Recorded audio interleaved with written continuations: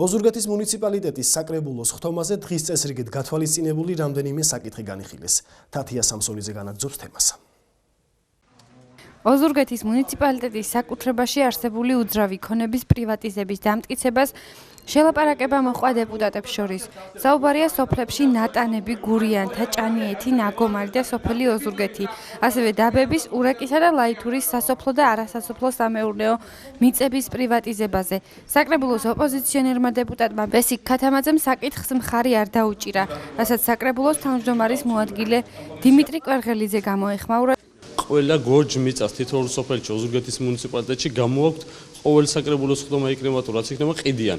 ეს არის მათი ცუდი შედეგი და არაეკონომიკური ზრდა, რასაც ესენი თვითონ აკეთებენ აქ, რომ გაყიდონ ყველაფერი მაქსიმალურად რომ ბიუჯეტი შეავსონ. ამას არ დაუჭირებთ. ხარი იქიდან გამომდინარე, რომ სოფლის დეპუტატი, რომელსაც აქ ვალდებულება იმის და მოვალეობაც რომ დააყენოს საკრებულოს ხდომაზე საკითხი, მის არსებულ სოფელში მიწა გაიყიდოს თუ ამოღებული იქნას დროებით, სანამ არ იქნება გარკვეული სოფელსა და მუნიციპალიტეტს შორის კუთვნილება, არაკუთვნილება და ის საკითხი, რაც საკითხიც იყო გამოტანილი, ამ საკითხს დაუჭირებთ ხარ, რომ გარკვეული იყო მუნიციპალიტეტი თვითონ გაეყიდა თუ არ გაეყიდა. დეპუტატს აქ მისი არჩევანი დაუჭიროს ხარი ან არ დაუჭიროს ხარი. ოსა ვიგებ დეპუტატს რომ რატო არ დაუჭირო, ხარ ეს არგუმენტირებული უნდა იყოს ჩემის აზრით. მე მაგალითად ჩემს ყველა კიზე და ყველა რაზე მაქვს ჩემი არგუმენტი.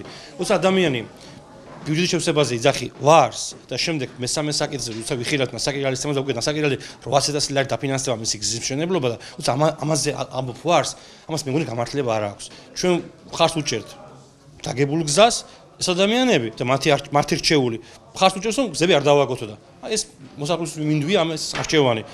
განსახილველ საკითხებს შორის იყო ბიუჯეტით გათვალისწინებულ რეგიონებში განსახორციელებელი პროექტების ფონდიდან დაფინანსება, სოფლის მხარდამჭერი პროგრამის ფარგლებში მიღებული თანხების ნაშთის გადანაწილება. ცვლილება შევიდა 2016 წლის ბიუჯეტში. რაც შეეხება ოზურგეთის მუნიციპალიტეტის მთავარ ფინანსურ დოკუმენტს, 2017 წლის ბიუჯეტის პროექტი საკრებულოზე რამდენიმე დღეში წარსდგება დასამტკიცებლად.